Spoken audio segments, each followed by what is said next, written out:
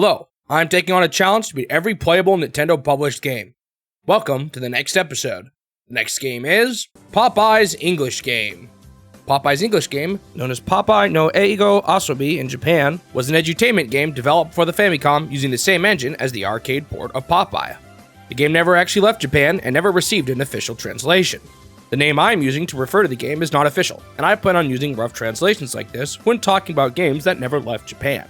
The game was designed to help people in Japan learn English words, which is part of the reason why it never made it to the West. While you can envision a reverse version to help English speakers learn Japanese, there was not much interest in the market at the time for something that taught Japanese. This was actually the first of 3 planned educational games: a language game using the Popeye engine, a math game using the Donkey Kong Jr. engine, and a music game featuring the Donkey Kong engine. Donkey Kong Jr. Math was the only one of these games to reach the West, and due to the overall poor reception of these games, the Donkey Kong music game was never even created.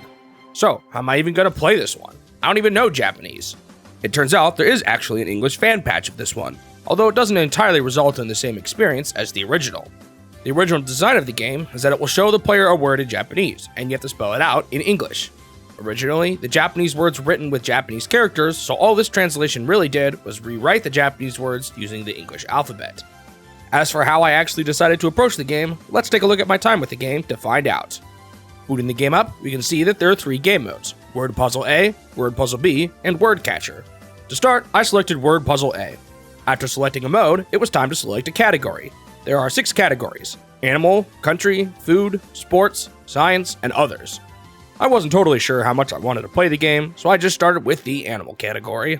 The first word I received was Dacho. My initial idea was to use the Japanese to English dictionary to beat the game. Sure, it made the game trivial, but it's not like I actually knew any of these Japanese words anyway. The first word apparently means ostrich, and after entering in all the letters, the first word was complete, and a heart appeared in the upper left corner next to a 1. Looks like there were 10 total rounds to go through, and I had just finished the first of 10. Well, guess this one's gonna be pretty easy, huh? Unfortunately, my next word was sui-gyo, which I couldn't even find on the dictionary website I was using. All I knew through my translator in chat was that sui is related to water, but I had nothing else to go off of. I decided to just try a letter and see if it was right, and if it was wrong, I could see what happened when you were wrong too.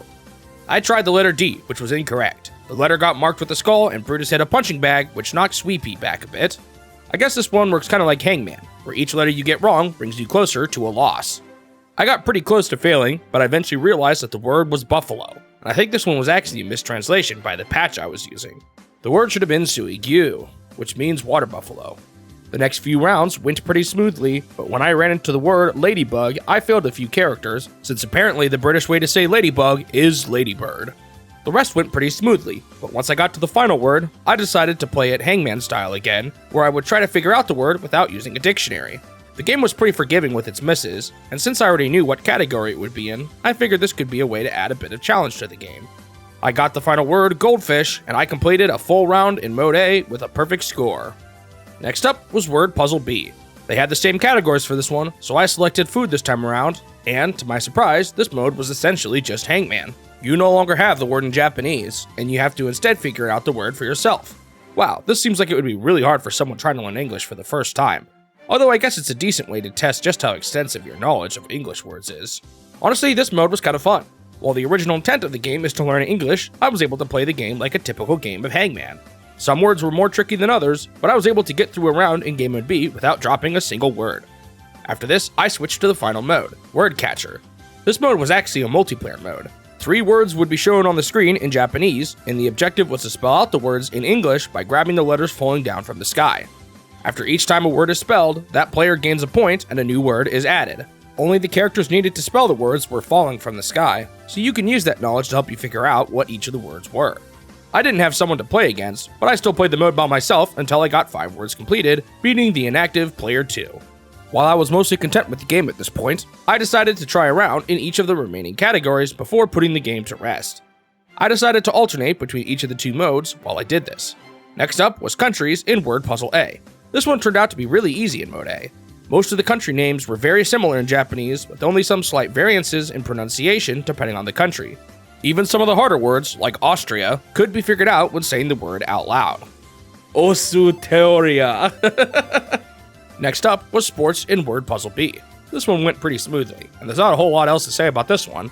I did find it interesting that Japan apparently uses a variation of the word soccer instead of saying football.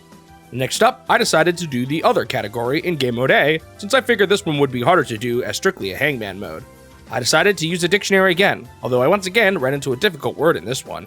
I was given the word kabin, which translates to vase, but to my surprise, the letter V was not in the word. I decided to try W instead, since it sort of looked like a V, and it turns out that this was actually correct. I think this was actually a mistake in the original game, as the final words themselves shouldn't have been touched by the translator. It seems that Nintendo actually put a typo in the word here, and taught poor Japanese children the wrong way to spell the word vase. Finally, I ended with science in Word Puzzle B. This was pretty tough, and it was in this mode that I finally missed a word. The word was simply just bomb, but with so few characters, it was hard to find any of the 3 letters that actually fit. When you fail a word, Sweet Pea falls off the edge, but luckily Popeye at least catches him. The game ended after I got the 10th word, and despite missing one, Popeye still stood next to Olive Oil and they were surrounded by hearts. With that, Popeye's English game was complete. On to the review. Oh boy, this is another one of those categories that I have trouble determining a rating for. Is it really fair to use the same kind of criteria as a typical game for something like this? I think I'll take into consideration the educational nature of the game in my review, but I won't let it completely sway my decision. In the case of this game though, I honestly don't think it was all that bad. Hangman is kind of fun, and while the engine is simple, it works well enough to facilitate the game. That being said, I'm not really sure if using the Popeye engine adds anything here, and waiting for the hearts to slowly fall into place at the beginning of a match was way too slow too. It's also a bit tough to determine how good of an educational game it actually is, as I didn't really play it in the way the developers really intended, and it's not like the version I had taught me much Japanese. In the end, I still had a decent time with it, although there's not a ton of depth to be found here, resulting in a final score of 6 out of 10. Thanks for watching the video. If you want to see more of these in the future, make sure you subscribe to the channel so that you won't miss out on the next one. Also leave a like if you enjoyed it, since it will help the channel grow and motivate me to continue this series.